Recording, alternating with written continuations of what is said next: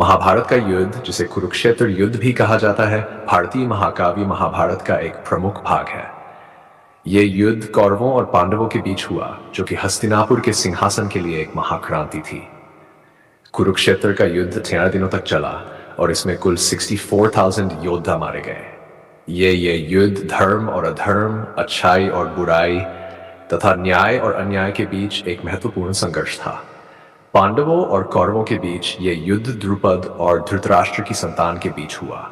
कौरवों की ओर से दुर्योधन, दुशासन और अन्य 99 भाइयों ने नेतृत्व किया, जबकि पांडवों की ओर से युधिष्ठिर, भीम, अर्जुन, नकुल और सहदेव ने लड़ाई लड़ी। इस युद्ध का केंद्रीय संघर्ष अर्जुन और दुर्योधन के बीच था।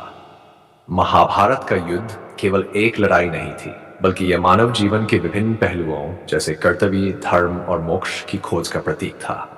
इस युद्ध में श्री ने अर्जुन को भगवद गीता का उपदेश दिया, जिसमें उन्होंने धर्म, कर्म और योग की गहराई से व्याख्या की। श्री कृष्ण ने अर्जुन को यह समझाया कि युद्ध का मतलब केवल शारीरिक संघर्ष नहीं, बल्कि एक बड़े उद्देश्य की पूर्ति का माध्यम भी हो सकता है। उन्होंने अर्जुन को निष्काम कर्म करने और अपने कर्तव्यों को निभाने की सलाह दी। युद्ध के दौरान कई महत्वपूर्ण घटनाएं घटीं। भीम ने दुर्योधन को उसकी पीठ पर मारा, अर्जुन ने भीष्म पितामह को पराजित किया और नकुल सहदेव ने शस्त्रधारी योद्धाओं को हराया। अंततः पांडवों ने विजय प्राप्त की, लेकिन इस विजय की कीमत बहुत भारी थी।